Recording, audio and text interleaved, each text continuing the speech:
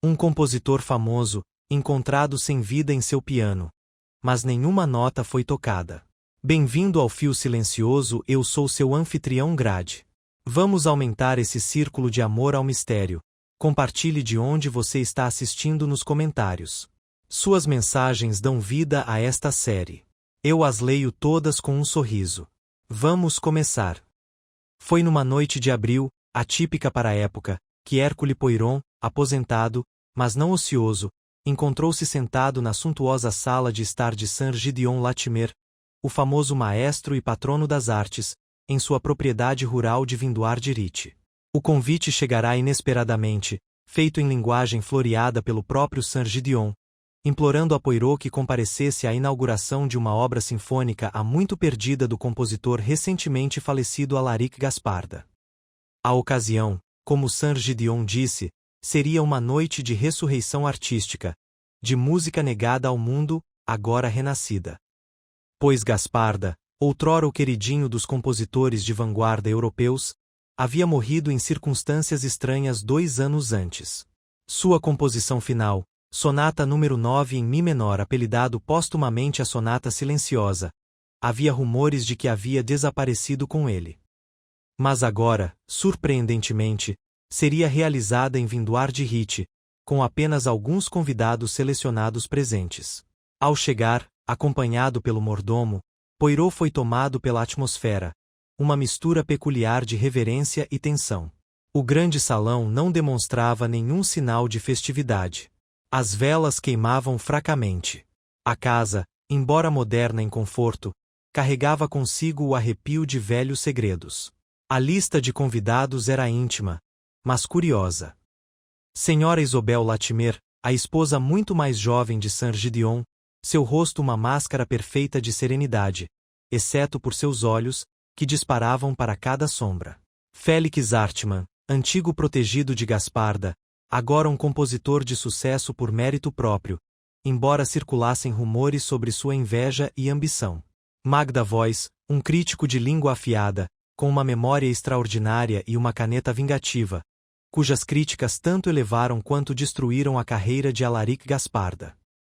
Dr. Roland Verrier, um neuropsicólogo discreto e de fala mansa, que trabalhou com Gasparda durante o último ano do compositor, tratando o que ele descreveu como uma mente criativa fragmentada. Lenora Gasparda, a irmã afastada do compositor, que chegou por último, velada e silenciosa, carregando consigo um medalhão e um pesado ar de ressentimento. Enquanto o grupo se reunia na sala de música, o piano de cauda brilhava sob o lustre. A partitura, repousando sobre o suporte, foi revelada em meio a suspiros. Encadernada em couro rachado, trazia a assinatura de Gasparda e a caligrafia inconfundível de um gênio. Saint-Gideon, sempre o showman, dirigiu-se ao público. Esta noite, recuperamos o que foi perdido. Uma obra nascida em silêncio, que retornou do túmulo. A obra-prima final de Alaric, que antes se acreditava destruída, agora em nossas mãos. Ele gesticulou para Félix, que executaria a peça. Todos prenderão a respiracao. Mas o que se seguiu foi nada. Félix olhou fixamente para o papel, com as mãos congeladas. Então, levantou-se e anunciou, com a voz trêmula, não de medo, mas de confusão: as anotações, não há nenhuma. As páginas estão em branco. Um silêncio atordoante tomou conta da sala. Saint-Gideon, pálido de descrença, agarrou o manuscrito. Página após página revelava o vazio. Nenhuma anotação, nenhuma medida. Apenas a tênue marca d'água de um pergaminho antigo. Uma piada cruel? Uma falsificação? Ou algo muito pior? Então, quando o relógio de pêndulo bateu 10 horas, um grito ecoou na ala leste. Em poucos minutos, os convidados e os empregados da casa se reuniram do lado de fora da porta do escritório. Ela estava trancada por dentro. Quando arrombada, a cena era desoladora. Saint-Gideon Latimer jazia desabado à escrivaninha, com a cabeça apoiada ao lado do manuscrito em branco, uma carta pela metade à sua frente. Uma garrafa de cristal com conhaque permanecia intocada. No gramofone, o braço permanecia imóvel, mas nenhum disco tocava. E da janela aberta, o vento trazia apenas silêncio. Poirot, inabalado pelo pânico, avançou lentamente. Seus olhos percorreram a sala, demorando-se não no cadáver, mas nas sombras que tremiam nas paredes. Mon Dieu, murmurou ele. A sinfonia começou, com uma nota dissonante. Ele se virou para o mordomo. Tranque a casa. Ninguém deve sair. Isto não é uma tragédia da arte, Messier, é um crime oculto no silêncio. Poirot permaneceu imóvel, com as mãos cruzadas atrás das costas e o olhar fixo no corpo de Saint-Gideon Latimer. Os convidados murmuravam atrás dele, com as vozes abafadas, mas com as bordas esgarçadas de pânico e desconfiança. A sala, embora bem iluminada, pareceu subitamente sufocante, como se também recuasse diante da verdade que começava a se revelar. O superintendente Garros, chamado da vila vizinha de Darfort, chegou em menos de uma hora. Homem de constituição prática e olhar desconfiado, Garros cumprimentou Poirot com um aceno austero. Ele conhecia bem a reputação do detetive belga, embora não se importasse em ser ofuscado. Morto de causas naturais, talvez, murmurou Garros enquanto examinava o corpo. Sem sinais de luta. Porta trancada por dentro. Pode ser que o coração dele tenha parado. Poirot ergueu a mão delicadamente, como se estivesse silenciando uma nota perdida em uma orquestra. Perdão, mon ami, mas causas naturais não se apresentam com tantos floreios dramáticos. Uma sinfonia perdida, um grito e agora. Morte sem violência. Não, não. Isso não é natural. Isso é curado. Garofango. Corto trancado. Nenhuma arma. Nenhum sinal de veneno. Nenhuma marca no corpo. Poirot acenou com a cabeça em direção à escrivaninha. Então, não vamos procurar o óbvio. Vamos perguntar: o que Saint-Gideon estava fazendo? O que ele viu naquelas páginas em branco que o fez nos convocar para testemunhar? E por que um grito segue o silêncio, sempre o silêncio? O detetive se adiantou para examinar a escrivaninha. A carta, escrita pela metade, estava endereçada simplesmente, a quem possa interessar, na letra inconfundível de Saint-Gideon. A frase estava incompleta. A verdade sobre a composição final de Alaric é muito mais perigosa do que... Do que o quê? Murmurou Poirot. Do que estamos dispostos a admitir? Do que alguém estava disposto a permitir. Ele se virou. Quem descobriu o corpo?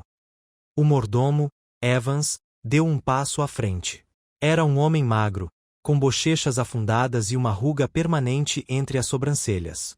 Sim, senhor. Ouvi Lady Latimer gritar da sala de estar. Corremos todos para cá, mas encontramos o escritório trancado. Fui buscar a chave reserva. O olhar de Poirot se aguçou. Lady Latimer não estava nesta sala? Não, senhor. Nenhum de nós estava. Depois do anúncio. Todos nos dispersamos. Lady Latimer retirou-se. O Sr. Hartmann e a senhorita Voice foram para o terraço. O Dr. Verrier e a senhorita Gasparda permaneceram na sala de estar. Poirot voltou seu olhar para os outros. Lady Latimer parecia etérea, pálida em seu vestido cor de marfim, apertando um chale de seda contra o peito. Sua voz tremia. Eu pensei ter ouvido alguma coisa. Uma nota baixa, quase como um zumbido. Depois, nada. Então o grito. Veio daqui. Eu sabia que algo estava errado. Magda Voice bufou com cinismo. Ele provavelmente bebeu até a morte por cima de uma pilha de pergaminhos vazios. Seria poético, se não fosse tão lamentável. Félix Hartmann a encarou com uma careta. Como ousa falar dele desse jeito? Ele era um gigante. Você o estripou com suas críticas durante anos e agora se mostra surpresa por sua obra final ter sido escondida ou destruída. Magda du de Ambros. Eu falo a verdade. Sempre falei. Até Alaric sabia disso. Gênio não é frágil. Não precisa de bajulação. O Dr. Verrier, sentado em silêncio perto da lareira, tirou os óculos e os limpou com lenta precisão. Alaric não era frágil. Ele era assombrado. O silêncio não era uma metáfora, Monsieur Hartmann. Era literal. Ele estava perdendo a capacidade de ouvir os tons corretamente. Temia um dia compor uma música sem sentido algum. Félix empalideceu, visivelmente abalado. Isso é mentira. Ele teve um ouvido absoluto até o fim. Verrier não disse nada. Poirot foi até a janela. Estava entreaberta, as cortinas esvoaçando. Ele olhou para os canteiros de flores lá embaixo. Nenhuma marca. Nenhuma pegada. Mesmo assim, notou a distância do chão. Diga-me, disse ele lentamente, quem diria que a sonata seria revelada esta noite? Foi uma surpresa para todos. Evans falou novamente. Saint-Gideon só me contou isso e a Lady Latimer ontem de manhã.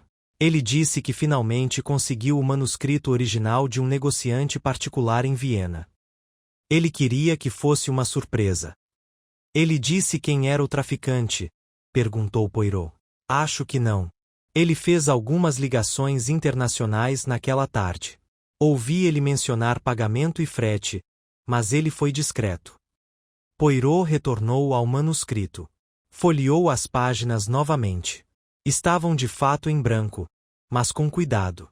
Cada página havia sido levemente pautada com pautas, a tênue impressão de onde as anotações deveriam estar. No entanto, a tinta nunca as tocou. Ou teve. Superintendente, posso pedir sua ajuda? Perguntou Poirot. Garros arqueou uma sobrancelha, mas o seguiu. Poirot levantou o lençol de cima e o virou em direção à luz. Um brilho tênue, quase invisível. Poirot murmurou, suco de limão, ou talvez tinta invisível. Saint-Gideon acreditava que o manuscrito era genuíno, mas e se tivesse sido adulterado?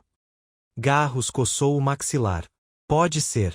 Quer que eu mande para o laboratório? Ainda não. Vamos pensar primeiro. Se alguém se deu ao trabalho de apagar ou esconder a música, por que revelá-la? Por que convidar testemunhas? A menos que... A menos que Gideon descobrisse, disse Lady Latimer baixinho, e fosse expor alguém. Poirot virou-se para ela. Madame, seu marido estava bem nos últimos dias. Ela hesitou, depois balançou a cabeça. Ele estava distraído. Nervoso. Mencionou que alguém poderia não querer que a sonata fosse tocada. Mas não disse quem. Ele ignorou. Diga-me, você sabe quem herdou a propriedade de Alaric Gasparda após sua morte? Avós de Lenora Gaspard. Rispida e Clara. Sue. Sim, como parente mais próximo. Foi a primeira vez que ela falou. Então este manuscrito, se autêntico, deveria pertencer a você. Ela ergueu o queixo. Sim. E, no entanto, Saint-Gideon o comprou, em particular, sem consultá-lo. Sim, disse ela friamente. Ele não tinha nenhum direito legal, apenas influência. Ele achava que a música pertencia ao mundo. Ou talvez ao seu próprio legado. Poirot assentiu e então olhou novamente para a carta inacabada. A verdade sobre a composição final de Alaric é muito mais perigosa do que... Ele bateu o dedo no pergaminho. Que verdade? Ele sussurrou. De repente, Evans voltou à sala, sem fôlego. Senhor, tem uma coisa que o senhor precisa ver. Está na sala de estar. Debaixo do piano. Eles seguiram rapidamente. Evans se ajoelhou, estendeu a mão para baixo do piano de cauda e pegou um envelope amassado. Poirot pegou o envelope e examinou o lacre. Estava rasgado, mas dentro havia uma única folha de papel. Datilografida. As linhas eram breves. Se você executar a sonata, estará assinando sua própria sentença de morte. Alguns silêncios não devem ser quebrados. A.G. As iniciais provocaram uma onda de murmúrios pela sala. A voz de Poirot era calma, mas seus olhos brilhavam. A.G. Alaric Gaspard. Ou alguém fingindo ser ele. O Dr. Verrier deu um passo à frente, pegando o bilhete. Franziu attesta. Esta é a fonte da máquina de escrever dele. Eu a reconheceria em qualquer lugar. Guardei a máquina dele para transcrição. Mas, isso deve ser falsificado. Poirot deu um sorriso gentil. Tantas pessoas desejam reivindicar o que é delas. Uma composição. Um legado. Até mesmo uma ameaça de morte. Ele olhou para cada um deles, medindo as linhas de tensão em seus rostos. As notas estão faltando, mas a melodia começa a tomar forma. Um homem está morto. O silêncio de um compositor tornou-se perigoso. E entre vocês, meus amigos, caminha alguém que sabe exatamente o que aconteceu. Ele se virou para Garros. Ninguém deve deixar vindoar de Rite. Esta casa canta uma melodia de segredos, e eu preciso ouvir até a última nota. O relógio bateu 11 horas. E a investigação começou para valer. A hora avançava, e vindoar de Rite parecia agachar-se em torno de seus habitantes, escondendo segredos em cada fresta. Poirot movia-se com delicada precisão pela grande sala de música, com passos medidos, o olhar demorando-se não no que estava presente, mas no que estava ausente. O legado de um compositor havia desaparecido. Um maestro morrera com um aviso incompleto. E agora uma casa cheia de pessoas esperava, algumas nervosas, outras desafiadoras. Enquanto Poirot iniciava sua silenciosa sinfonia de indagação, ele pediu que os convidados permanecessem na sala de estar, sentados e sob o olhar do superintendente Garros, que agora andava de um lado para o outro perto da lareira com os braços cruzados. Evans, disse Poirot gentilmente, você serviu Sir Gideon por muitos anos. Quase 16, senhor. Você conhece seus hábitos, seus rituais? Sim, senhor. Ele seguia uma rotina rigorosa. Café da manhã às 8. Horário de música entre 10 e 2. Visitas à tarde. Sempre conhaque no escritório depois do jantar. E ele preferia escrever sua correspondência particular à mão, especialmente qualquer coisa que envolvesse assuntos delicados. Poirot assentiu lentamente. E, no entanto, esta carta, disse ele, erguendo a ameaça datilografada, foi escrita em uma máquina de escrever. E o Dr. Verrier diz que ela corresponde ao modelo que pertenceu a Alaric Gasparda. Evans inclinou a cabeça. Não sei dizer, senhor. Nunca vi isso pessoalmente. Você sabe onde ele é guardado. A maioria dos pertences de Gasparda foi removida após sua morte. Mas acredito que alguns de seus itens pessoais, partituras, cadernos e até a máquina de escrever, foram guardados na ala leste. Poirot arqueou as sobrancelhas. Você poderia fazer a gentileza de me mostrar? Evans conduziu-os por um corredor revestido de nogueira escura, cujas paredes estavam forradas com retratos de compositores, maestros e artistas, um verdadeiro santuário à genialidade. A ala leste era mais silenciosa, antiga e pouco utilizada. No fundo, havia uma porta trancada. Sir Gideon manteve esta sala trancada a maior parte do tempo, murmurou Evans, tirando uma chave do colete. Mas eu tenho o conjunto mestre. Eles entraram. O quarto era mais um depósito do que um escritório. A poeira cobria baús pesados e caixotes lacrados. As prateleiras rangiam sob o peso de manuscritos amarelados, muitos na caligrafia nítida e elegante de Gasparda. Poirot moveu-se lentamente, com as mãos atrás das costas. Então, viu uma mesa estreita encostada na parede, sobre a qual estava uma máquina de escrever de metal escuro e surrada. Aproximou-se e examinou-a sem tocar. A fita foi usada recentemente, disse ele suavemente. E, no entanto, esta sala deveria estar fechada. Trancada. Evans franziu a testa. Só Sir Gideon tinha acesso. Ou Lady Latimer. Ocasionalmente, o Dr. Verrier. Poirot não disse nada por um instante. Depois foi até uma pilha de cadernos encadernados. Levantou. O nome de Gasparda estava gravado em relevo, folheado a ouro. Abriu em uma página aleatória. Compassos musicais dançavam pelo papel, complexos, erráticos, incompletos. Fragmentos de motivos e anotações preenchiam as margens. Poirot virou outra página e então parou. Ele olhou fixamente para um esboço, um diagrama, na verdade, desenhado em grafite. Representava piano vertical. Várias teclas estavam marcadas com números minúsculos, e abaixo delas havia o que pareciam frases. Não letras, mas instruções. Pressionar com delay, alinhar dissonância, capturar vibração. O que é isso? Murmurou Poirot. Uma composição? Ou um mecanismo? Ele olhou para o verso do caderno. Havia uma anotação rabiscada às pressas. Quando o silêncio falha, deixe o som confessar. Poirot endireitou-se lentamente. Evans, este caderno. Você se lembra se Sir Gideon o revisou? Não saberia dizer, senhor. Poirot fechou o livro. Preciso falar com Félix Hartmann. De volta à sala de estar, o clima estava tenso.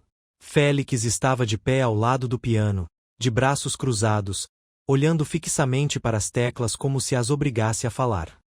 Magda Voz folheava um diário musical com desinteresse desdenhoso, enquanto Lenora Gasparda permanecia rígida como uma estátua. Poirot entrou, com os olhos fixos em Félix. Você estudou com Gasparda por anos, NSCE Paz. Félix se virou. Sim. Ele era meu mentor, meu rival, meu amigo. Todos os três. Você já lidou com os manuscritos dele antes. Dezenas. Conheço o jogo dele melhor do que ninguém. Poirot estendeu o caderno. Você viu isto? Felix Pigu. Sua expressão mudou no momento em que viu o diagrama.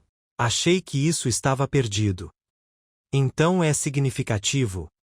Felix hesitou. Não é música. Não exatamente. Ele a chamava de sua sonata mecânica. Ele era obcecado pela ideia de que um piano poderia ser manipulado não apenas para tocar música, mas para escondê-la. Ele acreditava que os harmônicos, se sincronizados com precisão, poderiam codificar uma mensagem, até mesmo um segredo. Uma mensagem oculta na música? Sim. Não apenas nas notas, mas na forma como eram tocadas. Ele alegou que poderia ser usado para armazenar dados, para esconder palavras. O olhar de Poirot se aguçou. Você já viu isso em ação? Não. Ele era muito reservado. Destruiu os primeiros protótipos. Disse que eram muito perigosos. Poirot pareceu pensativo e então se virou para o Dr. Verrier. Doutor, durante as suas sessões com Alaric, ele alguma vez expressou paranoia? Medo de que alguém roubasse o trabalho dele. O doutor. Verrier assentiu lentamente. Muitas vezes. Ele dizia ter descoberto algo pelo qual valia a pena matar. Mas eu acreditava que era metafórico. Linguagem poética. Ele tinha propensão a isso. A voz de Poirot era baixa. E se ele não estivesse falando metaforicamente? O silêncio de Verrier falou muito. Lady Latimer, que até então observava em silêncio, levantou-se de seu assento. Monsieur Poirot, posso falar com você, em particular? Ele inclinou a cabeça e a seguiu até o corredor. Preciso te contar uma coisa, disse ela, num sussurro. 2 semanas atrás, ouvi meu marido ao telefone. Ele estava discutindo com alguém. Só consegui captar algumas palavras: chantagem, roubo e se descobrirem, estamos todos arruinados. Ele encerrou a ligação dizendo: você vai se arrepender de ter silenciado o Alaric. Eu cuido disso. Poirot olhou para ela atentamente. E você não perguntou a quem ele se referia? Ele não quis dizer. Mas depois, ele mudou. Parou de dormir. Manteve aquele manuscrito trancado, até mesmo de mim. Acho que ele sabia que sua vida estava em perigo. Poirot assentiu lentamente. Merci, madame. Quando ela voltou para a sala de estar, Poirot voltou-se para a ala leste. Desta vez, caminhou sozinho, retornando ao cômodo com a máquina de escrever. Ele abriu o caderno novamente. O diagrama do piano. As teclas numeradas. Poirot fechou os olhos e murmurou. Se o silêncio falhar, que o som confesse, ele voltou para a sala de música. Félix ainda estava lá. Monsieur Hartmann. Diz Poirot suavemente. Será que me permite? Ao piano de cauda, por favor. Gostaria que pressionasse uma sequência específica de teclas. Sem acordes. Apenas as notas que eu lhe der. Dê um pequeno intervalo entre cada uma. Félix, confuso, mas intrigado, sentou-se. Poirot leu os números em voz alta, correspondentes às tonalidades marcadas no diagrama de Gasparda. Félix o seguiu. Uma melodia estranha emergiu. Desafinada, dissonante, quase atonal. Então a tampa do suporte de partituras do piano, há muito tempo sem uso, abriu com um clique suave. Todos congelarán. Lá dentro havia um pequeno compartimento. Escondido. Félix enfiou a mão e tirou uma folha de papel dobrada. Poirot pigu. Era uma carta datada de 6 meses antes da morte de Alaric Gasparda. Para quem encontrar isso, receio que minha vida esteja perdida. A sonata que eles almejam não está terminada, mas o que descobri dentro do próprio som, eles buscam possuir ou apagar. Não confie em ninguém em Vindoar de Rite. O silêncio nunca foi meu. Foi deles. A.G. Poirot ficou parado por um instante. Então falou, com a voz fria e precisa. Agora sabemos, meus amigos, que Gasparda morreu com medo. Não de loucura, mas do que descobrira. Sir Gideon pretendia expor a verdade. E agora ele está morto. Ele olhou para os suspeitos, cada um deles congelado em pensamentos ou medo. Alguém aqui silenciou 2 homens. Um com medo, outro com determinação. Mas o piano tocou sua confissão. A melodia começa a se resolver, e Poirot, com suas pequenas células cinzentas acesas, voltou-se para o próximo movimento da Sinfonia de Mentiras. A nota de Alaric Gasparda, escondida no compartimento falso do piano, jazia nas mãos enluvadas de Poirot como um fragmento de música fantasmagórica. Embora escrita 6 meses antes da morte do compositor, sua voz carregava uma urgência inconfundível, e apontava diretamente para Vindoar de Rite como o caldeirão do perigo. A sala estava silenciosa agora, exceto pelo tic-tac suave do relógio de caixa alta e pela respiração superficial daqueles que se reuniram para testemunhar o que deveria ter sido uma ressurreição artística, mas que se tornará, em vez disso, um desmascaramento. Poirot colocou a carta delicadamente sobre uma mesa lateral e se virou para encarar o grupo. Precisamos considerar agora, disse ele, não apenas quem teve motivo para silenciar Alaric Gasparda, mas também porque a sonata foi escondida em primeiro lugar. Não se trata mais apenas de uma questão de música desaparecida. Trata-se de uma descoberta roubada, de um segredo velado não apenas pelo silêncio, mas também pelo medo. Seu olhar pousou em Félix Hartmann. O senhor, Messier, o reverenciava. Talvez até o amasse. Mas gênio compartilhado é frequentemente gênio invejado. O senhor conhecia o trabalho dele com som codificado. Félix se endireitou. Só o que eu te contei. Que ele insinuou. Mas ele foi evasivo. Ele não confiava em ninguém. Nem em mim, nem em Verrier, nem mesmo em Lenora. Poirot virou-se lentamente para Lenora Gaspard. Sua imobilidade permaneceu inabalável. A senhora, Mademoiselle, herdou a propriedade dele. Mas não protestou quando Saint-Gideon alegou possuir a sonata final. Por quê? Ela levantou a cabeça. Porque era mais fácil deixar o Gideon bancar o curador. Ele tinha os contatos. Plataforma. Eu suspeitava que ele tivesse descoberto algo real, algo perigoso. Mas pensei, se eu o deixasse lidar com isso, a verdade poderia finalmente vir à tona. Mas você sabia que outros poderiam querer mantê-lo enterrado? Sim. Meu irmão ficou apavorado antes de morrer.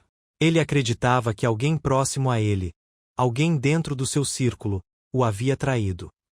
O olhar de Poirot se voltou para o doutor. Verrier. Você o tratou. Você conhecia a mente dele intimamente. O maxilar de Verrier ficou tenso, mas sua voz permaneceu calma. Eu sabia que ele estava com medo. Mas eu não conseguia separar o que era paranoia criativa do que era ameaça real. Ele falava de vozes na música, de pessoas que poderiam distorcer sua pesquisa. Eu acreditava que grande parte disso era ilusão. Poro essential, pensando. No entanto, a carta que encontramos contradiz isso. E o bilhete inacabado de Sir Gideon sugere que ele estava prestes a citar alguém. Começa a se perguntar se os delírios de Gasparda foram diagnosticados incorretamente. O superintendente Garro se aproximou, com o caderno em mãos e a caneta à mão. Você acha que a morte do compositor não foi natural, Poirot? Poirot não respondeu diretamente. Em vez disso, virou-se para a garrafa sobre a escrivaninha, o conhaque que Gideon não havia bebido. Eu pediria que isso fosse testado, disse ele suavemente. Embora não haja sinais visíveis de veneno, não seria a primeira vez que um composto sutil deixa poucos vestígios. Principalmente se Gideon nunca o consumiu. Ele olhou para a carta novamente. Não. Acredito que Sir Gideon não morreu por infortúnio, mas por conspiração. Poirot voltou à escrivaninha e examinou a carta inacabada com um olhar renovado. Ele havia esquecido o mata-borrão. Posso? Perguntou ele a Garros, que assentiu relutantemente. Poirot segurou o mata-borrão contra a luz. Uma impressão espelhada das palavras escritas revelou um rascunho anterior, escrito às pressas e impresso com muita força, evidência de um homem agitado, perturbado. Cuidadosamente, Poirot leu a escrita fantasma. Disseram-me que estava destruída. Mentiram. A sonata existe. Alarico a escondeu. Mas agora eu a vi, não notas, não melodia, mas um desenho. Eu sei o que ela faz. E sei quem tentou enterrá-la. A última carta ainda não havia sido terminada. Os olhos de Poirot se ergueram. Disse ele em voz alta. Um nome, talvez. Uma pessoa. Magda. Pode ter sido você. O sorriso de Magda voz era tênue.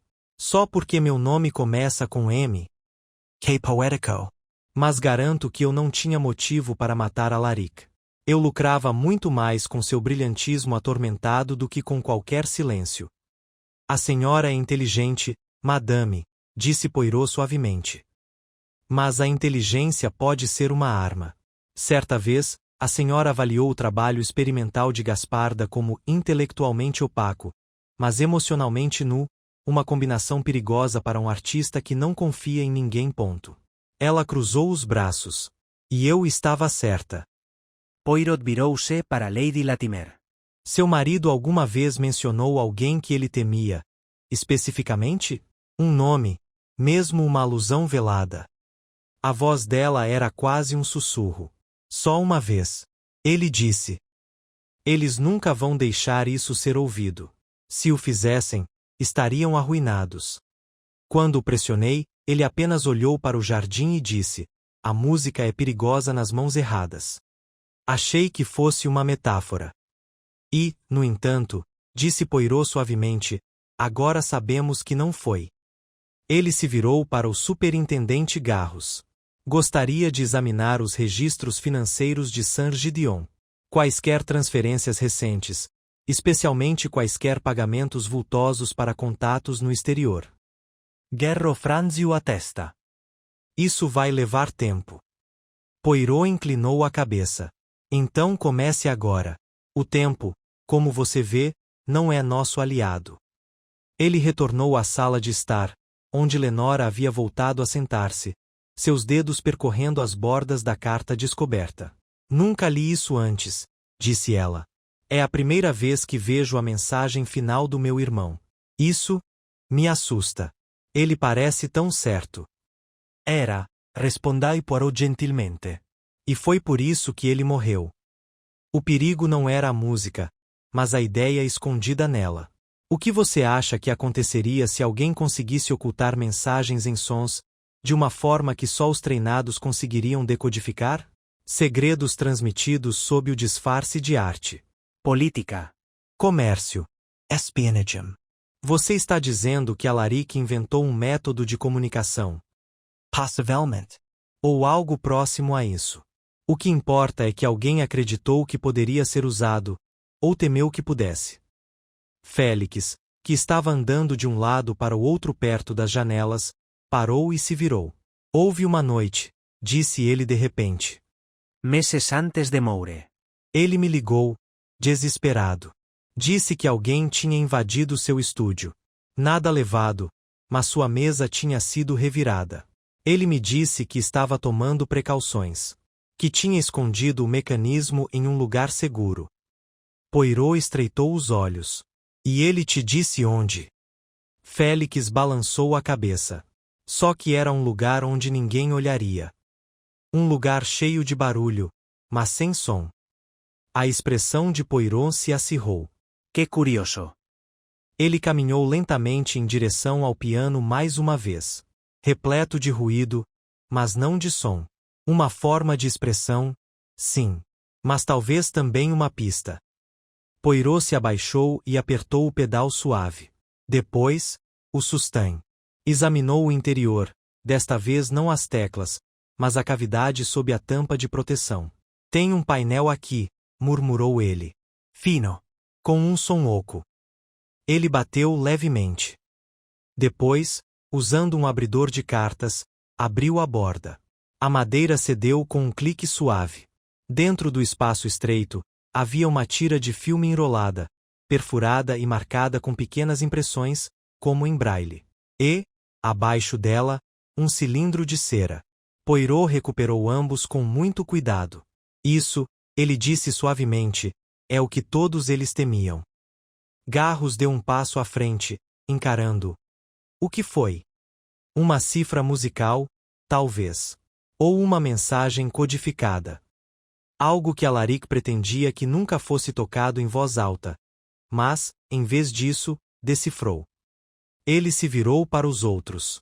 E agora sabemos o que Saint-Gideon encontrou. Porque ele nos chamou aqui. E porque ele teve que morrer. Ele fez uma pausa, deixando o silêncio se estender. Mas também sei de outra coisa. O assassino cometeu um erro, um ato de instinto que os traiu.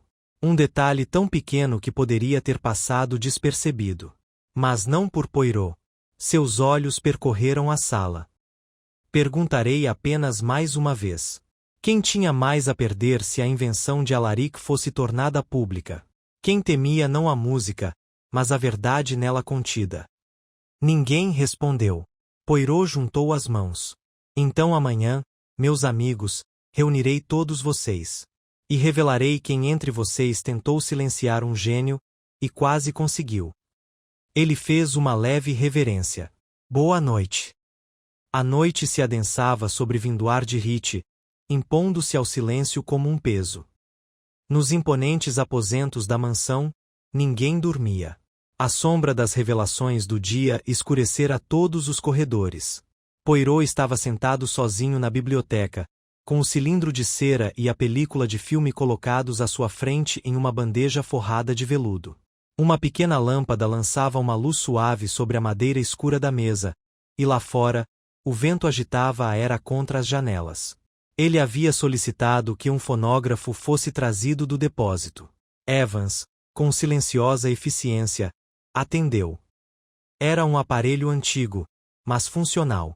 Poirot examinou o cilindro com extrema delicadeza, a testa franzida em concentração. O cilindro não tinha etiqueta. Apenas uma leve marca de tinta. 9 EM. Não era uma data, nem um título. Talvez um código.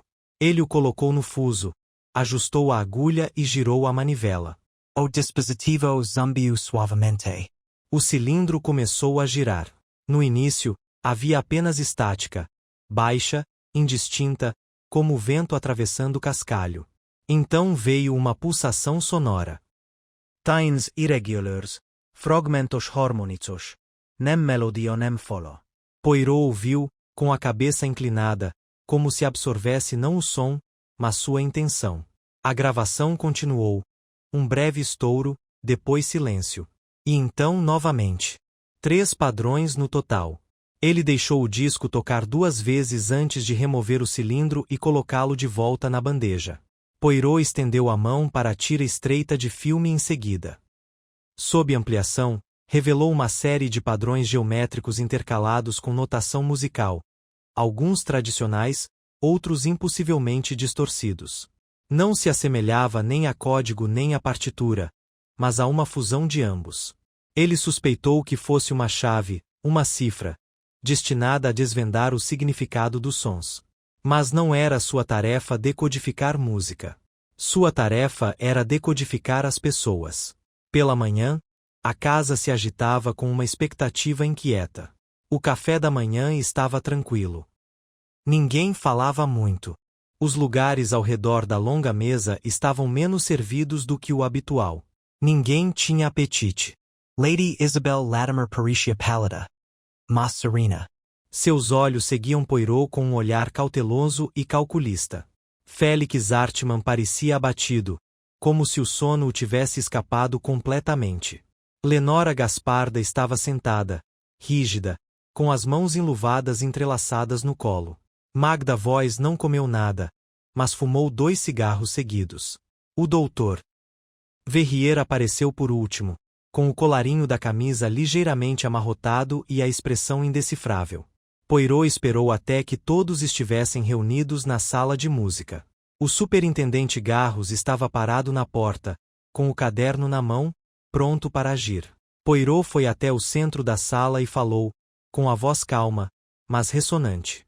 Minhas senhoras e senhores, começou ele, obrigado por me darem mais uma vez a graça. Reuni-os não apenas para revisitar o que já sabemos, mas para compartilhar com vocês o que não conseguimos ver. Eles se mexeram nas cadeiras, com expressões tensas. Começamos com uma morte, um maestro encontrado sem vida em seu escritório trancado. Um manuscrito revelado como em branco. Um grito. Um mistério. Poirot andava lentamente, cruzando as mãos atrás das costas. Então veio a descoberta de uma carta, o aviso de Alaric Gasparda. E o bilhete que Saint-Gideon começou a escrever antes de morrer. Descobrimos uma câmara secreta no piano, e com ela, uma mensagem codificada não em tinta, mas em som. Os mortos falam, senhores, se ao menos alguém souber ouvir. Ele se virou e olhou diretamente para Magda. A senhora, Madame, tinha tanto motivo quanto meios. Sabia que a sonata seria executada aqui esta noite. Há muito tempo trafica poder disfarçado de crítica. Não é impensável que tente suprimir uma verdade que ameaça reputações, incluindo a sua. Magda arqueou as sobrancelhas. O senhor me lisonjeia, Monsieur Poirot. Eu só uso uma caneta, não veneno. De fato, disse Poirot. Mas sua caneta é mais afiada que a maioria das lâminas. Mesmo assim, não foi você. Ele se virou para Lenora Gasparda. Você herdou a herança do seu irmão. Mas a verdadeira herança era o conhecimento. Você queria que a obra dele fosse protegida. Reverenciada. Você não a teria destruído. Mas talvez tivesse temido quem o faria. Os lábios de Lenora se separaram, mas ela não disse nada. Poirot seguiu em frente. Felix Hartmann. O ciúme é um motivo poderoso. Alaric eclipsou você em vida e, na morte, ameaçou fazê-lo novamente. E, no entanto, Poirot fez uma pausa. Sua devoção à música dele, a integridade de suas ideias, não duvido. Você queria que a sonata fosse ouvida, não silenciada. Os ombros de Félix relaxaram um pouco, embora ele ainda parecesse cauteloso. Poirot então se voltou para o Dr. Verrier. O senhor, Messier, teve acesso. A mente de Alaric. À sua casa. À sua obra inacabada. Quando Saint-Gideon planejou revelar a mensagem codificada, colocou em risco não apenas reputações, mas possivelmente algo mais. Verrier encontrou o olhar de Poirot. Você acredita que eu o matei? Acredito, disse Poirot suavemente, que você entendeu melhor do que ninguém o que Gasparda havia descoberto. Você disse que ele sofria de delírios, de medo. Que ele acreditava que alguém estava tentando apagar suas descobertas. Ele se aproximou e baixou a voz. Você nos disse que Gasparda temia alguém próximo a ele. Que ele codificou seu aviso final. Você disse a verdade, mas não toda. Verrier permaneceu em silêncio. Poirot se virou para o resto do grupo. Há uma pista, um único e pequeno erro, que revela a autoria do assassino. No estudo, a garrafa de conhaque de Saint-Gideon estava intacta. No entanto, a rolha continha traços de digitalina, um potente glicosídeo cardíaco.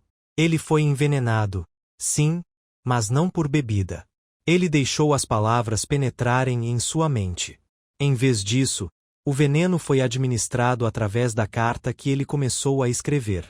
Sua caneta tinteiro estava impregnada com ele. Uma aplicação lenta e absorvida. Engenhosa. Ele levou a ponta aos lábios, como costumava fazer, um hábito nervoso, e absorveu o suficiente para parar o coração em menos de 1 hora. Suspiros entra masala. Poirot levantou a mão. Quem saberia dosar tal composto dessa maneira? Não um crítico. Não uma viúva. Não um compositor. Mas um médico com acesso tanto ao veneno quanto ao paciente. O rosto de Verrier ficou tenso. Os olhos de Poirot brilharam. Você matou Alaric Gasparda manipulando sua medicação, causando um sutil acúmulo tóxico que se passou por um colapso neurológico. Você chamou isso de paranoia criativa. Mas foi assassinato.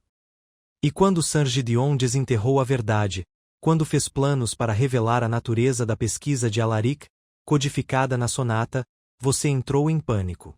Esperou até que a casa se acalmasse depois do jantar. Entrou no escritório com luvas. Preparou a caneta.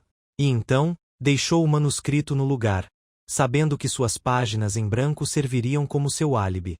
Uma farsa. Uma decepção. Uma distração. Verrier finalmente falou. Prove. Poirot sorriu. Já encontrei. A caneta tinteiro. Ainda no escritório de Saint-Gideon, contém resíduos de tinta e veneno. O mataborrão preserva as marcas de uma página anterior, escrita depois que Gideon começou a apresentar os sintomas. E na ala leste, encontrei um par de luvas cirúrgicas jogado atrás da cortina, do seu tamanho. Ele se virou para Garros. Você encontrará a caixa correspondente na bagagem do Dr. Verrier. Garros assentiu e fez sinal para seus policiais se movimentarem. Verrier olhou para Poirot com algo entre raiva e admiração cansada. Ele não entendia. Alaric queria transformer a música numa arma. Uma ferramenta indetectável para espionagem, vigilância, propaganda. Eu tinha que impedi-lo. E Gideon? Ele ia tornar isso público. Ele não me deixou escolha. A voz de Poirot era baixa. Sempre há uma escolha. Você escolheu matar o gênio. 2 vezes. Quando os policiais se aproximaram de Verrier, ele não disse mais nada. Deixou-se levar. Poirot olhou para os outros, cujas expressões variavam do choque à profunda tristeza. Lady Isabel quebrou o silêncio. O que será da sonata agora? Poirot olhou para o cilindro de cera e a partitura cifrada.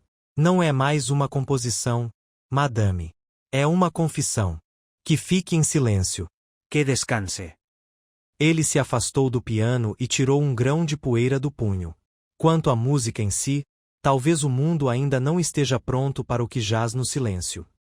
E com isso, Hercule Poirot, como sempre imaculado, virou-se e saiu da sala, a nota final do mistério ecoando suavemente atrás dele.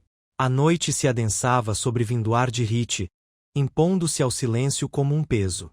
Nos imponentes aposentos da mansão, ninguém dormia. A sombra das revelações do dia escurecera todos os corredores.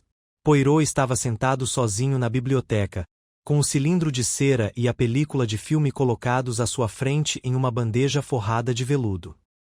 Uma pequena lâmpada lançava uma luz suave sobre a madeira escura da mesa, e lá fora, o vento agitava a era contra as janelas. Ele havia solicitado que um fonógrafo fosse trazido do depósito. Evans, com silenciosa eficiência, atendeu. Era um aparelho antigo, mas funcional. Poirot examinou o cilindro com extrema delicadeza, a testa franzida em concentração. O cilindro não tinha etiqueta. Apenas uma leve marca de tinta. 9 EM. Não era uma data, nem um título. Talvez um código.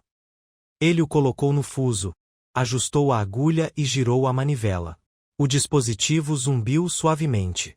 O cilindro começou a girar. No início, havia apenas estática, baixa, indistinta, como o vento atravessando o cascalho. Então veio uma pulsação sonora. Tons irregulares, fragmentos harmônicos, nem melodia nem fala. Poirot ouviu, com a cabeça inclinada, como se absorvesse não o som, mas sua intenção. A gravação continuou. Um breve estouro, depois silêncio. E então novamente. 3 padrões no total. Ele deixou o disco tocar 2 vezes antes de remover o cilindro e colocá-lo de volta na bandeja. Poirot estendeu a mão para a tira estreita de filme em seguida. Sob ampliação, revelou uma série de padrões geométricos intercalados com notação musical. Alguns tradicionais, outros impossivelmente distorcidos. Não se assemelhava nem a código nem a partitura, mas a uma fusão de ambos. Ele suspeitou que fosse uma chave, uma cifra, destinada a desvendar o significado dos sons. Mas não era sua tarefa decodificar música. Sua tarefa era decodificar as pessoas. Pela manhã, a casa se agitava com uma expectativa inquieta. O café da manhã estava tranquilo. Ninguém falava muito. Os lugares ao redor da longa mesa estavam menos servidos do que o habitual. Ninguém tinha apetite. Lady Isabel Latimer Peritia Pallida. Mas Serena. Seus olhos seguiam Poirot com um olhar cauteloso e calculista. Félix Hartmann parecia abatido, como se o sono o tivesse escapado completamente. Lenora Gasparda estava sentada, rígida, com as mãos enluvadas entrelaçadas no colo. Magda Voz não comeu nada, mas fumou 2 cigarros seguidos. O doutor Verrier apareceu por último, com o colarinho da camisa ligeiramente amarrotado e a expressão indecifrável. Poirot esperou até que todos estivessem reunidos na sala de música. O superintendente Garros estava parado na porta, com o caderno na mão, pronto para agir. Poirot foi até o centro da sala e falou, com a voz calma, mas ressonante. Minhas senhoras e senhores, começou ele, obrigado por me darem mais uma vez a graça. Reuni-os não apenas para revisitar o que já sabemos, mas para compartilhar com vocês o que não conseguimos ver. Eles se mexeram nas cadeiras, com expressões tensas. Começamos com uma morte, um maestro encontrado sem vida em seu escritório trancado. Um manuscrito revelado como em branco. Um grito. Um mistério. Poirot andava lentamente, cruzando as mãos atrás das costas. Então veio a descoberta de uma carta, o aviso de Alaric Gasparda. E o bilhete que Saint-Gideon começou a escrever antes de morrer. Descobrimos uma câmara secreta no piano, e com ela, uma mensagem codificada não em tinta, mas em som. Os mortos falam, senhores, se ao menos alguém souber ouvir. Ele se virou e olhou diretamente para Magda. A senhora, madame, tinha tanto motivo quanto meios. Sabia que a sonata seria executada aqui esta noite. Há muito tempo trafica poder disfarçado de crítica. Não é impensável que tente suprimir uma verdade que ameaça reputações, incluindo a sua. Magda arqueou as sobrancelhas. O senhor me lisonjeia, Monsieur Poirot. Eu só uso uma caneta, não veneno. De fato, disse Poirot. Mas sua caneta é mais afiada que a maioria das lâminas. Mesmo assim, não foi você. Ele se virou para Lenora Gasparda. Você herdou a herança do seu irmão. Mas a verdadeira herança era o conhecimento. Você queria que a obra dele fosse protegida. Reverenciada. Você não a teria destruído. Mas talvez tivesse temido quem o faria. Os lábios de Lenora se separaram, mas ela não disse nada. Poirot seguiu em frente. Felix Hartmann. O ciúme é um motivo poderoso. Alaric eclipsou você em vida e, na morte, ameaçou fazê-lo novamente. E, no entanto, Poirot fez uma pausa. Sua devoção à música dele, à integridade de suas ideias, não duvido. Você queria que a sonata fosse ouvida, não silenciada. Os ombros de Félix relaxaram um pouco, embora ele ainda parecesse cauteloso. Poirot então se voltou para o Dr. Verrier. O senhor, Messier, teve acesso Amante de Alaric. à sua casa, à sua obra inacabada. Quando Sir Gideon planejou revelar a mensagem codificada, colocou em risco não apenas reputações, mas possivelmente algo mais. Verrier encontrou o olhar de Poirot. Você acredita que eu o matei? Acredito, disse Poirot suavemente, que você entendeu melhor do que ninguém o que Gasparda havia descoberto. Você disse que ele sofria de delírios, de medo. Que ele acreditava que alguém estava tentando apagar suas descobertas. Ele se aproximou e baixou a voz. Você nos disse que Gasparda temia alguém próximo a ele. Que ele codificou seu aviso final. Você disse a verdade, mas não toda. Verrier permaneceu em silêncio. Poirot se virou para o resto do grupo. Há uma pista. Um único e pequeno erro, que revela a autoria do assassino. No estudo, a garrafa de conhaque de Sir Gideon estava intacta. No entanto, a rolha continha traços de digitalina, um potente glicosídeo cardíaco. Ele foi envenenado, sim, mas não por bebida. Ele deixou as palavras penetrarem em sua mente. Em vez disso, o veneno foi administrado através da carta que ele começou a escrever. Sua caneta tinteiro estava impregnada com ele.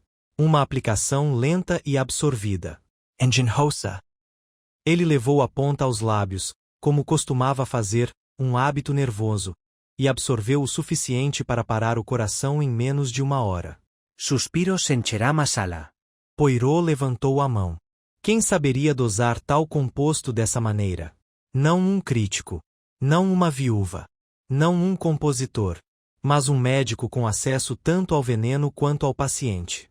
O rosto de Verrier ficou tenso. Os olhos de Poirot brilharam. Você matou Alaric Gasparda manipulando sua medicação, causando um sutil acúmulo tóxico que se passou por um colapso neurológico. Você chamou isso de paranoia criativa. Mas foi assassinato.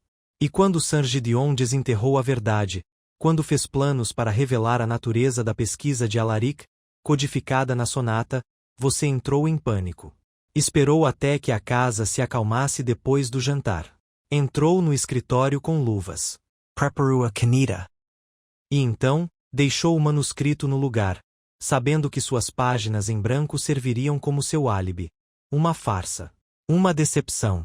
Uma distração. Verrier finalmente falou. Prove. Poirot sorriu. Já encontrei.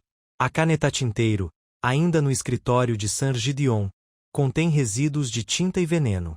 O mata-borrão preserva as marcas de uma página anterior, escrita depois que Gideon começou a apresentar os sintomas. E na ala leste, encontrei um par de luvas cirúrgicas jogado atrás da cortina. Do seu tamanho. Ele se virou para Garros. Você encontrará a caixa correspondente na bagagem do Dr. Verrier. Garros assentiu e fez sinal para seus policiais se movimentarem. Verrier olhou para Poirot com algo entre raiva e admiração cansada. Ele não entendia. Alaric queria transformer a música numa arma.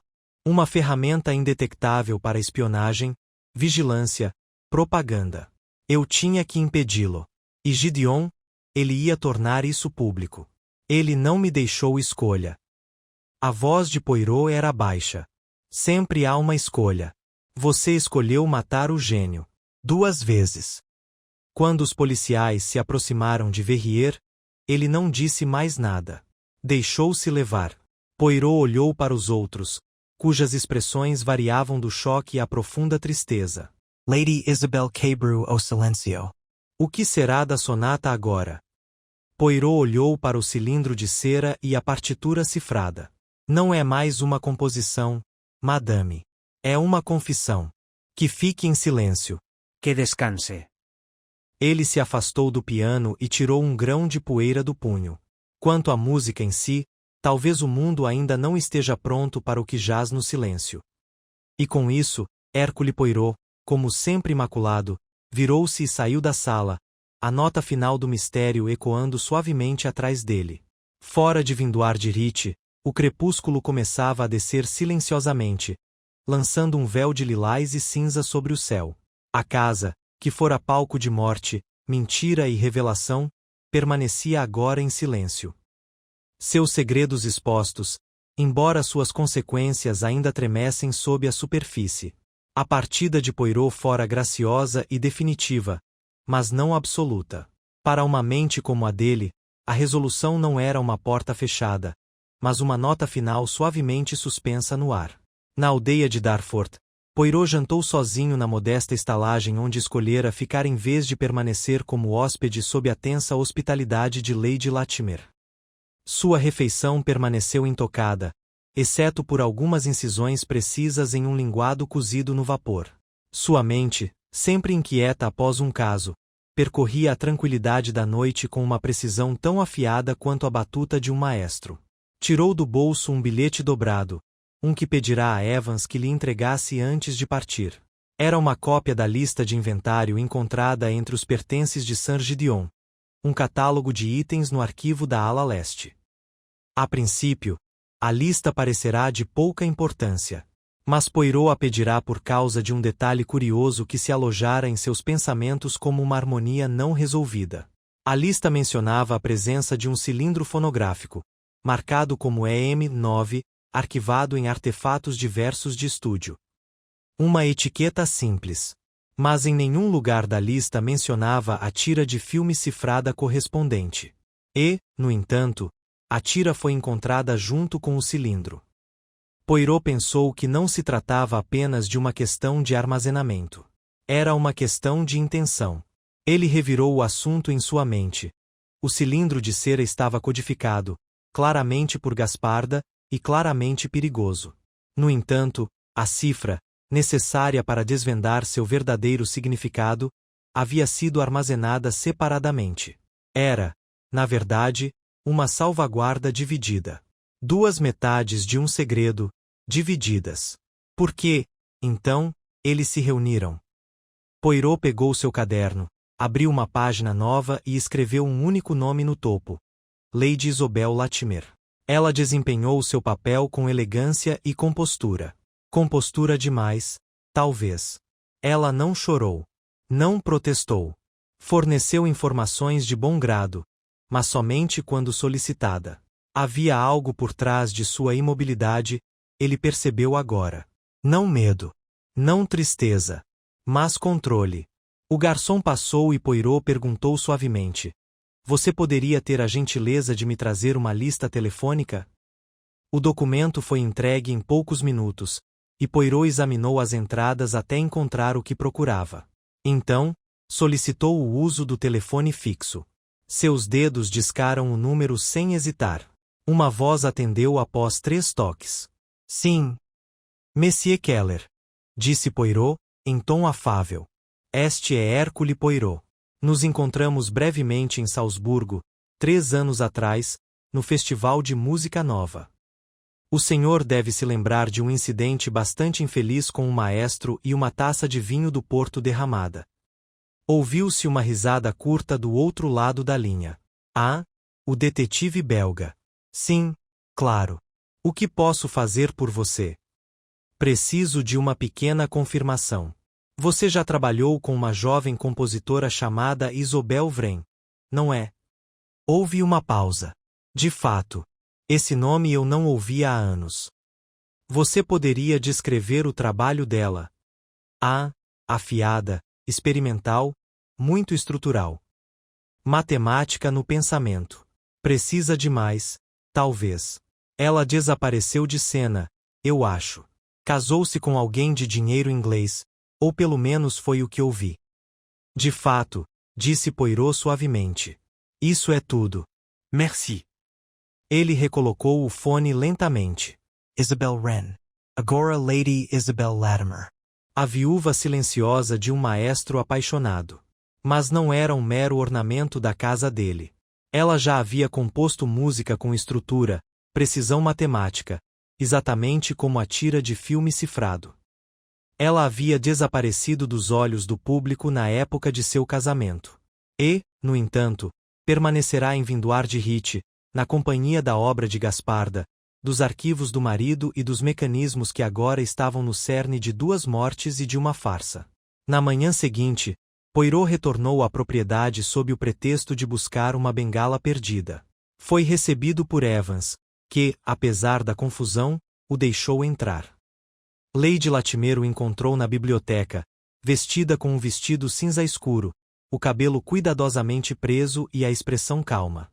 Você voltou, disse ela com um sorriso tênue. Confesso que pensei que seu trabalho aqui estivesse terminado. De fato, madame. Está sempre quase pronto. Mas nunca completamente. Ela gesticulou para que ele se sentasse, mas ele permaneceu de pé. Ainda me encontro intrigado com uma coisinha, disse ele. Aquela cifra, encontrada com o cilindro. Você alegou não ter conhecimento dela. E, no entanto, havia apenas uma pessoa que sabia onde o cilindro estava guardado e como decifrar seu código. Ela inclinou a cabeça. Você acha que essa pessoa era eu? Eu sei que foi você, disse Poirot gentilmente. Isabelle Wren. A compositora que desapareceu pouco antes de sua obra ser apresentada em Viena. Uma mulher cuja última peça conhecida incluía um motivo numérico notavelmente semelhante ao que encontrei naquela película. Por um longo momento, ela não disse nada. Então, suavemente, disse, ele nunca soube. Seu marido. Ela assentiu. Ele achou que eu tinha desistido. Que eu me casei com ele para ter estabilidade. Acho que, de certa forma, foi isso que aconteceu. Mas eu nunca parei de compor. Eu só compunha em silêncio. E você trabalhou com Gasparda? Ela se permitiu um sorriso melancólico. Eu o admirava. Profundamente. Ele reconhecia o que os outros não reconheciam. Que a música é estrutura em primeiro lugar. A emoção é apenas uma camada por cima. Ele compartilhou suas teorias comigo. Colaboramos uma vez. Mas quando vi o que ele estava construindo, quais eram as implicações, me afastei. Eu sabia que seria maltratado. E então você escondeu. Eu dividi os pedaços. Guardei a chave separada. Deixei que acreditassem que ela tinha sumido. Verrier queria destruí-la. Magda queria explorá-la. Mas eu só queria apagá-la de vista. Poirot assentiu lentamente. E quando seu marido o reavivou? Tentei impedi-lo. Mas ele não me ouviu. Achou que poderia controlar, enquadrar como legado artístico. Não compreendia o perigo. Eu não o envenenei, Monsieur Poirot, mas permiti que a falsificação prosseguisse. Deixei a farsa se desenrolar. Pensei que, se o mundo visse aquilo como uma farsa, pararia de procurar. Poirot a observou por um longo momento. E agora? Ela se levantou e foi até a janela. Agora, você vai contar a verdade. Relatarei os fatos. O criminoso foi preso. Os cúmplices, revelados. E o resto, deixarei, em silêncio. Ela se virou, com os olhos brilhando de gratidão, ou algo mais difícil de definir. Acredito, disse Poirot gentilmente, que a senhora não agiu por maldade. Mas lembre-se, madame. O silêncio, por mais bem-intencionado que seja, ainda é uma escolha. E, às vezes, um crime. Ela baixou os olhos. Eu sei. Poirot fez uma reverência. E assim, Lady Latimer, despeço-me. Que suas composições, qualquer que seja a forma que assumam, sejam menos carregadas de sombras. Ele saiu sem dizer mais nada, descendo a grande escadaria pela última vez. A casa atrás dele permanecia imóvel, como se exausta por tudo o que continha. O vento agitava a era mais uma vez, e em algum lugar, baixinho, um pássaro cantava. Poirot sorriu fracamente. Finalmente a música retornou. Lá fora, o cascalho da estrada vindo ar de Rite rangia suavemente sob os passos cautelosos de Poirot enquanto ele se dirigia ao carro que o levaria à estação. A manhã fresca havia ganhado força, e com ela veio uma claridade no ar que parecia apropriada, como se o próprio mundo agora respirasse mais livremente com a tempestade de decepções passada. No entanto, ao parar nos limites da propriedade, lançando um último olhar para trás, em direção à grande casa emoldurada por carvalhos e as sobrancelhas de Poirot se uniram em uma carranca silenciosa. Ainda havia algo não resolvido, não no sentido do perigo, mas no eco profundo de motivo e significado. O caso havia chegado às suas conclusões. Um assassino exposto, um manipulador desmascarado e uma obra-prima de perigo codificado silenciada. E, no entanto, como Poirot sabia há muito tempo, crimes do intelecto e do coração nem sempre terminam em prisões. Ele entrou no carro, fez sinal para o motorista esperar e enfiou a mão no bolso. Lá, entre seus papéis, estava uma folha dobrada, uma cópia carbono dos registros do espólio de Gasparda, enviada a ele a pedido do advogado. Fora uma reflexão tardia, um último ato de curiosidade. Mas agora ele a desdobrou lentamente e leu as palavras novamente com um olhar mais atento. Listava os legados habituais: instrumentos, manuscritos, direitos de gravação. E mais um item, peculiar em sua especificidade. Para ser mantida sob custódia, uma carta pessoal endereçada a Lady Isobel Latimer, que não deverá ser aberta até 6 meses após minha morte. O olhar de Poirot se ergueu. Aquela carta nunca foi mencionada. Ele retornou imediatamente à propriedade, desta vez caminhando sem pressa. Evans, ainda parado perto da entrada lateral, pareceu surpreso ao vê-lo novamente. Perdoe-me, disse Poirot, mas acredito que há uma última questão que Lady Latimer gostaria de esclarecer. Ela foi encontrada no Jardim Oeste, aparando uma fileira de lilazes crescidos demais. Ela não pareceu surpresa ao vê-lo. Eu me perguntava se você poderia voltar, ela disse suavemente. Há uma carta, disse Poirot imediatamente. De Gaspar. Destinada a você. Deixada com o advogado dele. Ela fez uma pausa. Então você encontrou. Você sabia? Ela olhou para a tesoura em suas mãos. Chegou há apenas algumas semanas. Eu li. Depois, queimei. O silêncio de Poirot era paciente, mas pesado. Não foi uma confissão, disse ela. Foi uma despedida. Um aviso, à sua maneira. Ele me disse que, se a sonata fosse encontrada, haveria sangue. Que o que criamos juntos jamais poderia ser controlado. Disse que não me culpava por ter ido embora, mas que esperava que, um dia, eu pudesse encontrar uma maneira de terminá-la direito. Sem sua Alma Perigosa. O olhar de Poirot se aprofundou. Você colaborou com ele mais do que deixou transparecer. Ela assentiu. Eu forneci o projeto estrutural. A estrutura. Ele inseriu a mensagem em camadas. Nunca vi o resultado final, só a estrutura. Eu não queria. E, no entanto, disse Poirot gentilmente, você preservou a cifra. Você esperou. Não pelo poder, como Magda fez. Não para vendê-lo. Mas por outra coisa. Esperei o momento certo, disse ela. Para destruí-lo, se necessário. Para enterrá-lo. Mas não levei em conta Gideon. Ele era um romântico. Acreditava que a música deve ser compartilhada, custe o que custar. Ele estava errado. Poirot se aproximou.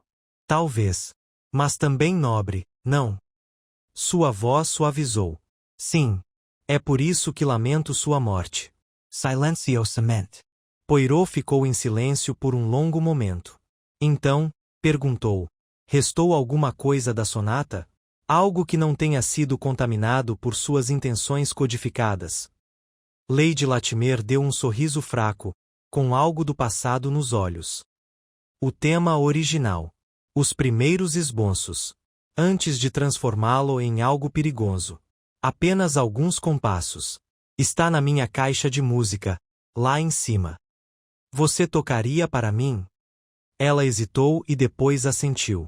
Eles retornaram à sala de estar, onde o piano de cauda ainda estava de pé, com a tampa aberta como um livro lido pela metade. Ela se aproximou com a facilidade da familiaridade e sentou-se. Seus dedos, antes renomados em todos os conservatórios da Europa, agora tremiam ligeiramente, mas encontraram seu lugar. A melodia que ela tocava era suave, assombrosa. Movia-se em intervalos estranhos, moderna, mas não estranha. Havia dor nela, e memória, e a sugestão de algo inacabado. Terminou cedo demais, arrastando-se para um silêncio que parecia orgânico, não acidental. Poirot estava ao lado do piano. Isso não é uma sonata para espionagem, disse ele. Não, ela respondeu. Essa era a semente. Antes que a mente de Gasparda a transformasse em outra coisa. Ele assentiu. Então deixe-o viver novo. Ente. Não escondido. Não codificado. Mas como era. Ela sorriu, genuinamente agora, sem reservas. Talvez eu faça isso. Poirot a deixou ali, sentada diante das teclas, com as costas eretas enquanto ela voltava a tocar. A mesma melodia, ligeiramente alterada desta vez, mais quente.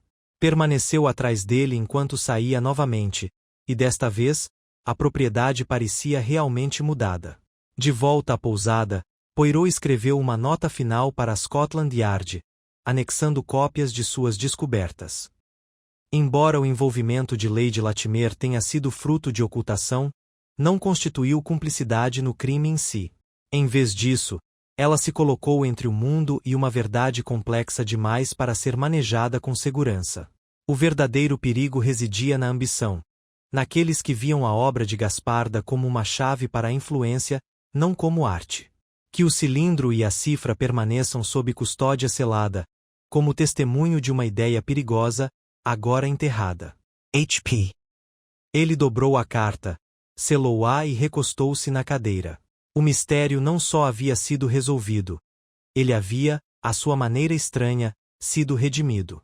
O que começara como uma sonata em branco, o último suspiro de um compositor e o risco final de um maestro, havia se transformado em algo mais rico, uma tapeçaria de medo, ego, genialidade e contenção. Poirot serviu um pequeno copo de licor e ergueu-o em direção ao ar silencioso. A Alaric Gasparda, disse ele. A música que não deveria ser ouvida. E ao silêncio que fala mais alto. Então ele se recostou, com as mãos cruzadas, e permitiu que o silêncio finalmente se instalasse completamente. 2 dias depois, sob um céu nublado por nuvens pesadas, Hercule Poirot estava novamente na plataforma da estação Darfort. O trem, com destino a Londres, ainda não havia chegado, mas Poirot esperava não com impaciência, mas sim com sua forma particular de pensar, precisa e reflexiva. Sua mala estava ao lado, cuidadosamente arrumada. Suas mãos enluvadas repousavam sobre a bengala. Alguns pombos esvoaçavam perto do banco de ferro. Ele não os observava. Seu olhar agora estava voltado para dentro, buscando os ecos finais do incidente. E, no entanto, mesmo na resolução, sempre há acordes sutis não resolvidos, notas que não se harmonizam a menos que sejam retomadas com cuidado. No bolso interno do casaco, Poirot ainda carregava o fragmento musical que Lady Isobel havia escrito para ele. 6 compassos de melodia, limpos e melancólicos, o primeiro vestígio da sonata antes de ser contaminada pelo brilhantismo codificado de Gasparda. Ela o entregará a ele na manhã anterior, dobrado e sem assinatura. Você saberá o que fazer com ela, ela disse. É a parte que não pertence mais a nenhum de nós. Poirot assentiu, mas não disse nada. Esse, ele sentia, era o verdadeiro final. No entanto, agora, de pé na plataforma, algo curioso retornou à sua mente. Uma frase que Gasparda havia escrito no caderno encontrado na ala leste. Não a mensagem sinistra sobre confissão de som, mas uma linha mais enigmática rabiscada na margem de um diagrama. A estrutura é subversão quando espelhada. Na época, Poirot presumiu que se tratava apenas da excentricidade de Gasparda, metáfora musical ou filosofia composicional. Mas a frase tinha uma dualidade, que agora o atormentava com insistência irritante. Ele abriu sua mala, tirou a notação musical dobrada do casaco e a alisou sobre o joelho. A melodia era simples, com notação clara, e sua primeira frase terminava em uma quinta menor. Mas espelhada, invertida, isso era algo completamente diferente. Os dedos de Poirot começaram a percorrer os intervalos imaginados. Ele não era pianista, mas entendia a teoria. Se alguém pegasse essa melodia e invertesse seus intervalos simetricamente, o resultado seria perturbador, desarmônico. A inversão não mudaria simplesmente a melodia, ela desvendaria um padrão. Esse padrão não foi aleatório. Ele havia agora uma sequência de intervalos que combinava com os marcadores tonais do cilindro de cera. As 3 explosões estranhas de ruído harmônico eram, na verdade, inversões desse mesmo tema, seu espelho escuro. O coração de Poirot acelerou, não de medo, mas da emoção de um quebra-cabeça que não havia sido totalmente resolvido. A melodia nunca fora um esboço. Sempre fora uma cifra, visível apenas se espelhada. O que Gasparda escrevera no caderno não era uma filosofia musical, mas uma instrução. Inverta a melodia para desvendar a verdadeira mensagem codificada no cilindro. Poirot levantou os olhos do jornal e examinou a plataforma, enquanto seus pensamentos entravam em foco. Lady Isobel alegara ter trabalhado apenas nos estágios iniciais da sonata. Sua estrutura. Isso era a verdade. Mas ela não queimara a carta de Gasparda. Ela havia mentido. Ele percebeu agora que ela jamais teria chegado por acidente. Se tivesse chegado, ela também teria destruído a melodia. Ela lhe entregará o fragmento sabendo que isso o tentaria a enxergar mais profundamente. Não era um gesto de encerramento, era um teste. E ele tinha acabado de passar. O apito do trem ecoava à distância. Poirot levantou-se, dobrou o papel e colocou-o no envelope que havia trazido para Scotland Yard. Mas não o fechou. Em vez disso, ele se afastou da plataforma, com a mala na mão, e caminhou em direção ao posto de telégrafo na extremidade da estação. O rapaz atrás do balcão piscou para ele, surpreso. Gostaria de enviar uma mensagem, disse Poirot, ao arquivista-chefe do Museu Britânico. Urgent. Udit arrêt.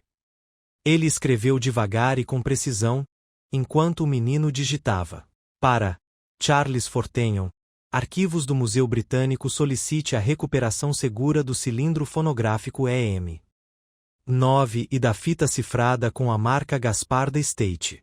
Solicite a um perito forense em harmônicas que compare as inversões tonais com as cifras intervalares conhecidas, usadas por teóricos do código do início do século XX. Chave de cifra suspeita embutida no espelho do fragmento de melodia, enviada separadamente pelo correio. Conteúdo potencial. Correspondência política ou de guerra, codificada por Alaric Gasparda antes de sua morte, oculta sob o pretexto de experimentação composicional. Possível contato com agentes estrangeiros. Prossiga com descrição. H. Poirot. O menino ergueu os olhos. E a melodia, senhor? Poirot entregou-lhe o segundo envelope. Carta registrada. Direto para Fortenham. Lá fora, o trem havia chegado. Poirot recuperou sua mala, agora consideravelmente mais leve, tanto em conteúdo quanto em peso. Ao embarcar e se sentar perto da janela, permitiu que seus pensamentos se acalmassem. Ele viera a vindoar de Rich esperando um assassinato entre a elite musical, uma rivalidade artística, talvez um amante secreto. O que ele descobrira, em vez disso, era uma arma escondida. A arte como veículo para a comunicação codificada, oculta não apenas da vista, mas também da própria compreensão. E agora, refletiu Poirot, o verdadeiro perigo da criação de Gasparda passaria para as mãos de arquivistas e especialistas, que a tratariam com a cautela estéril que ela exigia. Se de fato contivesse segredos de valor político ou de espionagem, como ele suspeitava, estes também seriam desmascarados. Ele quase podia ouvir as Tings zombando da ideia. Certamente você não acha que foi tudo trabalho de espionagem, Poirot? Um pouco rebuscado, até para a música. Mas Poirot aprenderá há muito tempo que a genialidade não conhece fronteiras. E a ambição também não. À medida que o trem ganhava velocidade, cortando as sebes e os campos tranquilos da região, Poirot fechou os olhos. A cadência havia se resolvido. O movimento final, escondido em um fragmento, havia se completado. E ainda assim a melodia, a verdadeira melodia, permaneceu sem ser cantada. Talvez isso sempre acontecesse. Mas algumas canções, pensou Poirot, não são feitas para serem tocadas. Apenas para prevenção. Ele cruzou as mãos cuidadosamente no colo e, com o ritmo tranquilo do trem abaixo dele, permitiu-se, pela primeira vez desde Vindoar de Rite, descansar. Londres recebeu Poirot sob um sol velado, as nuvens pairando próximas, porém secas, como se a própria cidade relutasse em chorar. Sua chegada à estação Paddington foi sem pompa. Apenas um leve aceno para o porteiro e um aperto suave na mão em torno da mala. Contudo, dentro daquela mala, embora não mais sobrecarregada pela cifra de Gasparda, ainda repousava a lembrança de uma composição perigosa demais para ser executada, e um mistério cuja música acabará de se apagar. Poirot não retornou imediatamente ao seu apartamento. Em vez disso, dirigiu-se a Bloomsbury, onde a grande fachada do Museu Britânico se erguia solene e silenciosa. Foi recebido por um jovem arquivista, corado e nervoso, que o conduziu a uma sala abaixo das galerias públicas. Uma câmara sem janelas, com gavetas trancadas, armários com ar-condicionado e o sussurro de páginas virando em cantos distantes. Lá ele conheceu Charles Fortenyon, um homem com a palidez acadêmica de alguém que há muito tempo havia jurado lealdade ao pó e à verdade em igual medida. Monsieur Poirot, disse ele, apertando a mão com cuidado, recebi seu telegrama. Eu já havia enviado um pedido para recuperar os materiais de Gasparda dos cofres seguros. Eles chegaram esta manhã. O cilindro, a tira e o fragmento da sua melodia. Um verdadeiro quebra-cabeça o Senhor nos apresentou. E você tem ouvidos capazes de decodificá-lo? Perguntou Poirot gentilmente. Fortenham permitio sorriso. Já mandei chamar a doutora Beckley, especialista em criptografia acústica em Cambridge. Ela chegará em breve. Como se tivesse sido convocada por um sinal, a porta se abriu e uma mulher de cerca de 30 anos entrou, com uma expressão concentrada e calculista. Seu cabelo estava cortado em um corte Chanel severo, suas calças bem feitas e sua presença era ágil. Draw. Evelyn Beckley, disse ela, estendendo a mão a Poirot. O senhor é o homem que acha que uma melodia é uma mensagem. Poirot inclinou a cabeça. Não é apenas uma mensagem, madame. Uma confissão. Talvez até um aviso. O cilindro foi colocado sobre o aparelho de reprodução que Beckley trouxera, e o fragmento da melodia, com sua inversão espelhada esboçada ao lado, foi fixado a uma tábua. Ela examinou os dois rapidamente, estreitando os olhos. A estrutura é matemática, ela murmurou. Intervalos invertidos em intervalos precisos. Marcações de andamento se correlacionam com ritmos de pulso, provavelmente adjacentes ao Morse. Não o Morse em si, mas algo parecido. Poirot não disse nada, apenas observando o modo como os dedos dela batiam na coxa inconscientemente, um intérprete já ouvindo o fantasma no silêncio. Ela ajustou o dispositivo de reprodução, filtrou os tons por meio de um analisador de frequência e fez uma pausa. 3 sequências. Uma em cada explosão sonora. Cada uma com cerca de 11 segundos. Breve demais para a criptografia convencional. Mas veja só, aqui. Os harmônicos disparam em intervalos que espelham a melodia invertida.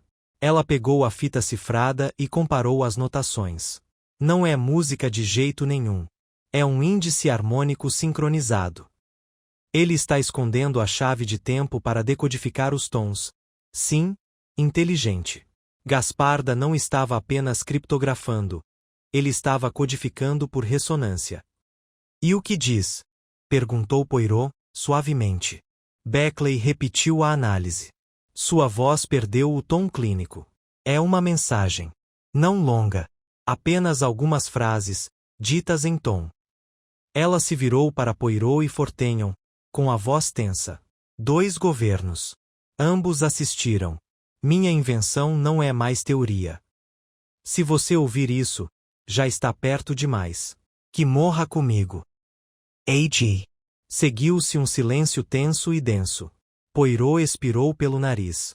Então, era o que eu temia. Fortenham esfregou o queixo. E agora? O que fazemos com isso? Poirot respondeu sem hesitar. Silo. O cilindro. A cifra. Esta análise. Tudo isso. Célio sob código e chave. Avise os poderes políticos, se necessário. Mas discretamente, com o entendimento de que não se trata de uma questão de propriedade ou arte, mas de potencial guerra. Beckley encarou a mensagem novamente. Ele sabia, murmurou. Ele sabia exatamente o quão perigosa sua própria mente havia se tornado. Poirot virou-se para ela. Madame, os verdadeiramente brilhantes costumam fazer isso. É por isso que enterram seus próprios legados, não por vergonha, mas por misericórdia. Ele deixou o Museu Britânico com o peso da finalidade pousando suavemente sobre seus ombros. Não haveria mais investigações. Não haveria mais análises. Apenas um esquecimento cuidadoso, garantido por instituições cautelosas demais para agir de outra forma. Enquanto caminhava pela calçada familiar em direção ao seu apartamento na Charterhouse Square, as nuvens finalmente se dissiparam. Alguns raios tênues de sol pálido se infiltraram, lançando um dourado relutante sobre a pedra e o vidro. Lá dentro, acomodou-se na poltrona, tirou as luvas e deixou de lado a bengala. Seu apartamento estava em ordem, sempre em ordem, e, ao estender a mão para acender a lareira, um pequeno envelope sobre a mesa chamou sua atenção. Não era um que ele tivesse deixado ali, mas um que havia sido colocado recentemente. Ele abriu. Dentro havia um bilhete, não assinado. Você estava certo, como sempre. Eu nunca queimei a carta. Nemo cifro. Eu tinha medo dela, sim. Mas eu também a amava. Porque parte dela era minha. Agora que não está mais em minhas mãos, sinto o peso se dissipar. O que resta é o silêncio. Mas um silêncio tranquilo. IW. Poirot segurou o bilhete por mais um momento, depois o dobrou cuidadosamente e o colocou no pequeno baú onde guardava lembranças pessoais, raras, mas significativas. O sol já havia se posto por completo, aquecendo as paredes com um dourado. Ele foi até a janela e ficou parado por um momento, observando o mundo continuar lá embaixo, alheio à catástrofe que havia sido evitada por pouco pela destruição silenciosa de uma melodia. Apesar de todo o som e tensão, todo o brilho e traição, foi o silêncio que triunfou no final, não pelo apagamento, mas pela contenção. Poirot sorriu fracamente e disse em voz alta: a última sonata permanecerá inédita. Ele se afastou da janela, preparou uma xícara de chá e finalmente, permitiu que suas pequenas células cinzentas descansassem. Na tarde seguinte, Hercule Poirot estava sentado à sua escrivaninha, pena na mão, enquanto o sol londrino lançava longas sombras sobre seu apartamento limpo e simétrico. Lá fora, a vida seguia em seu ritmo habitual, o ritmo da cidade inalterado pelo que havia acontecido.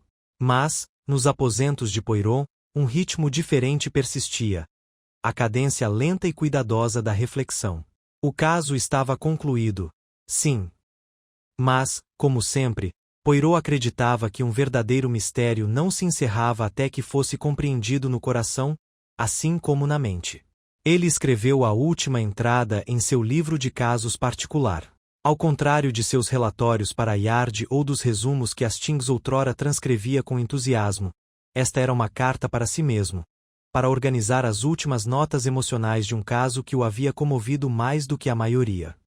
A questão da sonata silenciosa de Alaric Gasparda provou ser, na verdade, um dueto, tocado entre o gênio e o medo, entre aqueles que criam e aqueles que controlariam a criação.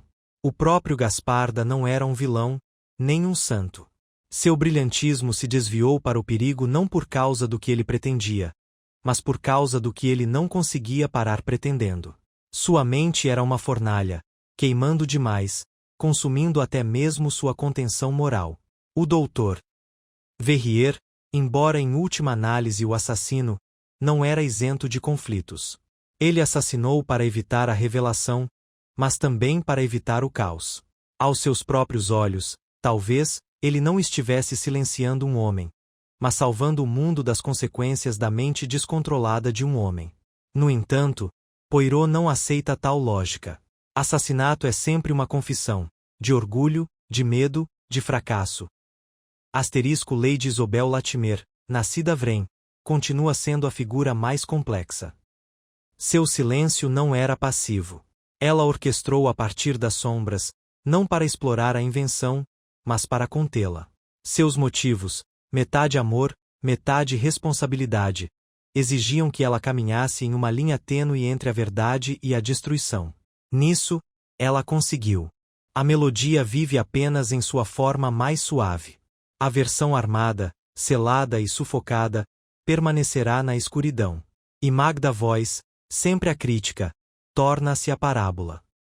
Não são aqueles que cometem o ato, mas aqueles que afiam a lâmina e a colocam ao alcance que compartilham a culpa.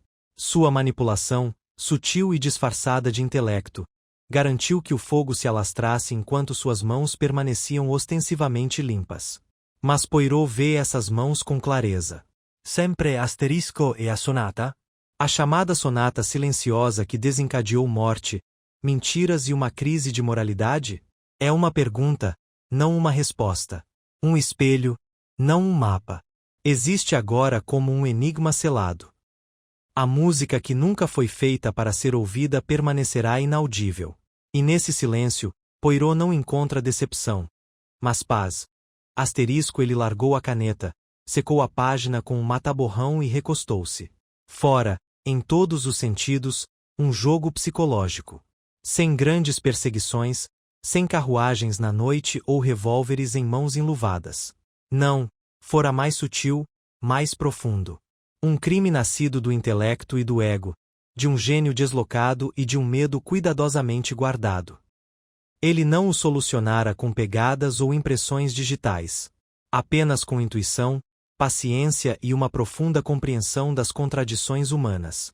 Quando ele se levantou para recolocar o livro de casos na prateleira, houve uma batida na porta. Era George, seu sempre pontual criado. Madame Vrain enviou um pacote, senhor, disse George, entregando a Poirot um objeto plano e embrulhado. Sem bilhete. Poirot desembrulhou lentamente. Dentro, havia uma partitura, cuidadosamente copiada com tinta fresca. Os mesmos 6 compassos da melodia que ela tocará para ele em Vindoir de Hit.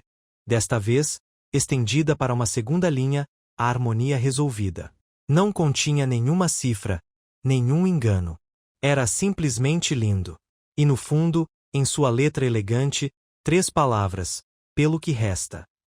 Poirot sorriu. Não apenas pelo gesto, mas pela compreensão de que ela também havia encontrado seu fim, não no silêncio, mas na criação. Ele foi até o gramofone, colocou um noturno de Chopin no toca-discos e o deixou tocar. Lá fora, Londres continuava, sem saber que dentro daquele apartamento silencioso, uma grande e terrível sonata havia chegado ao fim, não com um trovão, mas com contenção. O evento na sonata silenciosa do compositor foi encerrado. E na mente de Poirot, a nota final tão claro, tão suave foi finalmente atingido.